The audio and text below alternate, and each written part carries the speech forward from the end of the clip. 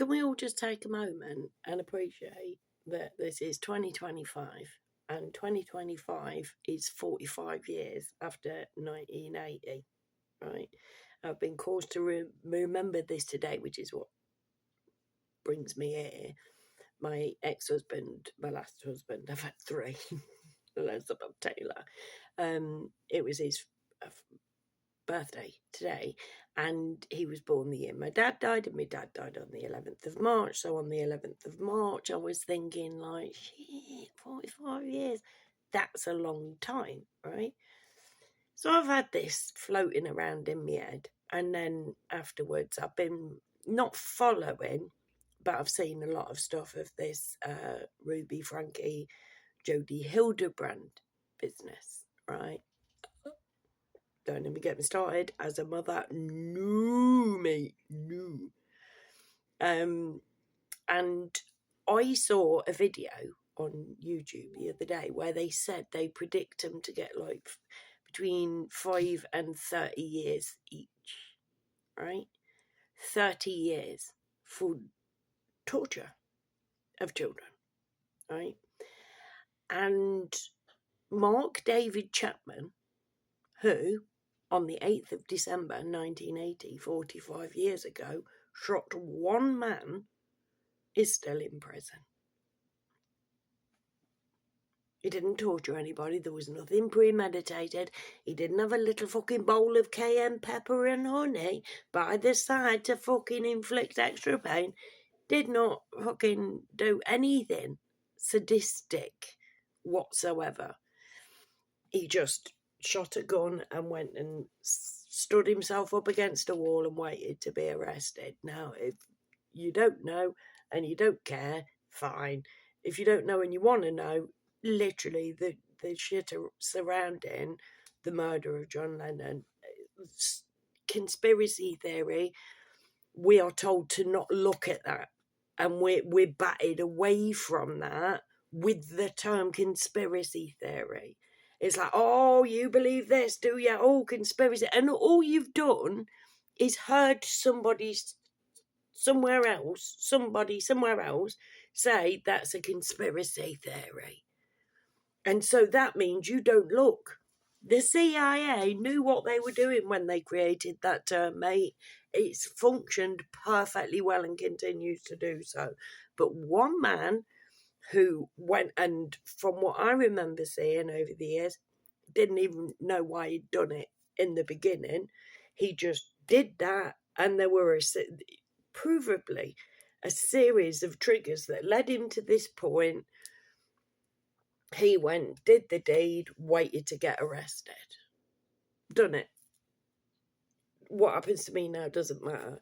And for 45 years, that man's been behind prison bars for that one, shooting a gun. Now, I'm sorry. And, yeah, I can't remember where I've heard it, but somebody knew somebody who chopped up his missus or some shit, and he's back out now.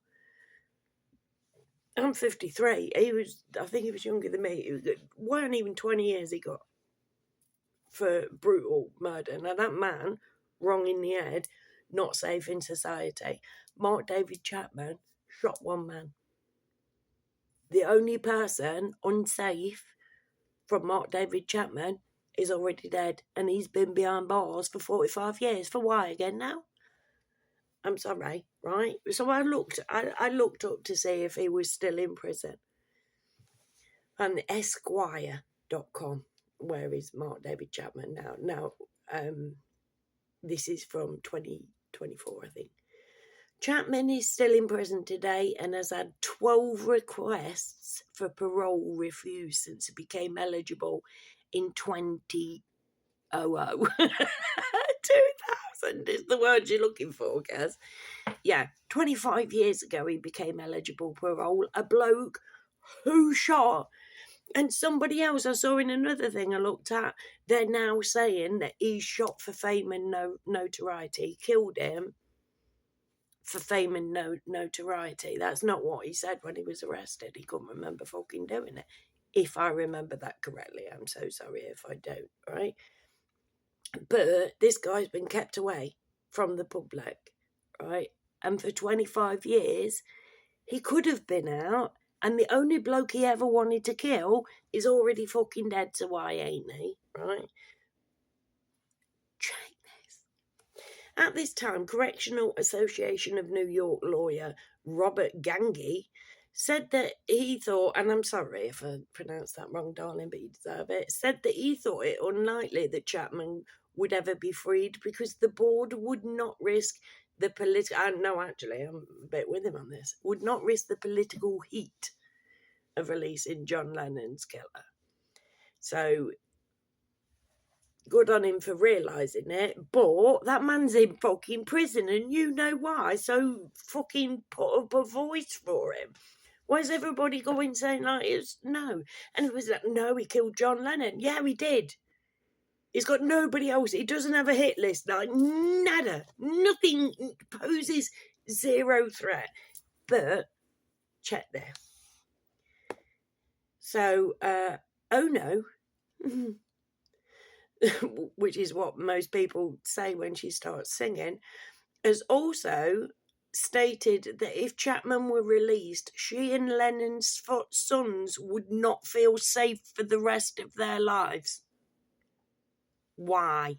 What the fuck has it got to do with you? What? I am afraid it will bring back the nightmare, the chaos and confusion once again, she added in an open letter. Literally, people who stand by Paul McCartney, Yoko Ono, Mike Shinoda, there are people who just stand by, and Yoko Ono is one of them. Like, no, wouldn't feel safe. Why is he going to come after you? We didn't even know why he came after your husband 45 fucking years ago. So I'm sorry, but I'll keep holding my hands up for Mark David Chapman. No, like it is wrong what he did. No, John Lennon shouldn't have died, right? And it's a tragedy that he's been missing from this earth for 45 minutes, years, right? But Mark David Chapman remains married to his wife Gloria, who continues to visit him in jail. And Chapman's 13th parole hearing is scheduled for February 2024, which is why so this might have been 23. I don't know. The bloke's married.